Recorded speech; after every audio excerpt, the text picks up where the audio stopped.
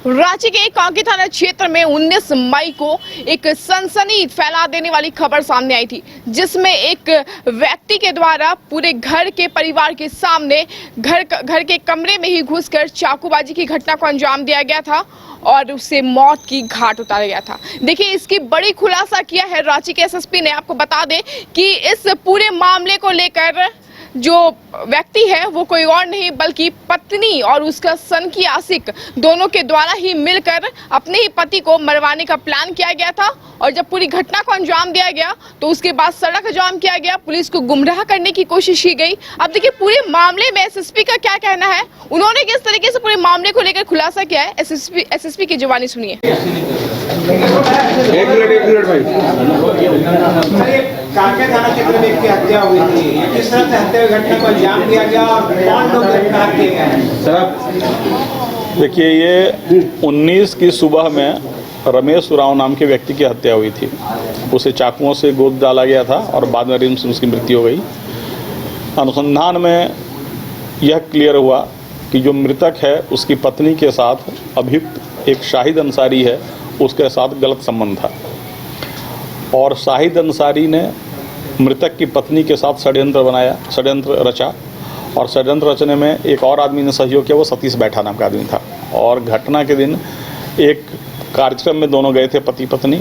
वहाँ पर सतीश बैठा वीडियो बनाकर इस शाहिद को भेजता रहा कि हाँ अभी है, कब लौटेगा नहीं लौटेगा। और इन लोग के घर लौटने से पहले ही शाहिद उस घर में घुस चुका था।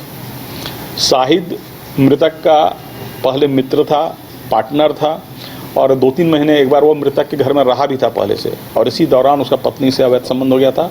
क्योंकि पत्नी की सहमति थी तो ये पहले ही घर में घुस चुका था। जब ये लोग गए तो पत्नी जानबूझकर एक दूसरे बाथरूम में घुस गई और ताकि उसको मौका मिल जाए, और शाहिद ने फिर ताबड़तोड़ हमला किया इस पर। बच्चे जब चिल्लाए तब जाके पत्नी उसके घर से बाथरूम से बाहर निकली, तब तक इस पर जो है बहुत सारा वार हो चुका था। तो कुल मिलाकर शाहिद पकड़ा गया है। हम लोग के पास ऐसे बहुत सारे तकनीकी साक्ष्य हैं जो अवैध संबंधों की स्पष्ट रूप से पुष्टि करते हैं। कुछ ऐसे वीडियो हैं जो बहुत ज़्यादा ऑब्जेक्शनेबल हैं, जिसमें दोनों कॉम्प्रोमाइज्ड पोजीशन में दिख रहे हैं, जो मृतक की पत्नी है और ये अभियुक्त है। और इस पूरे घटना में जिस तरह से अंजाम दिया गया उसमें तीनों की संलिप्तता है। तो 3 आदमी गिरफ्तार हुए हैं। एक शाहिद अंसारी जिसने चाकू चलाया और मर्डर किया, उसकी पत्नी जो षड्यंत्र में शामिल थी, और इसके अलावा सतीश बैठा वह भी षड्यंत्र में शामिल था और वीडियो बना के प्रीवियस नाइट में दे रहा था।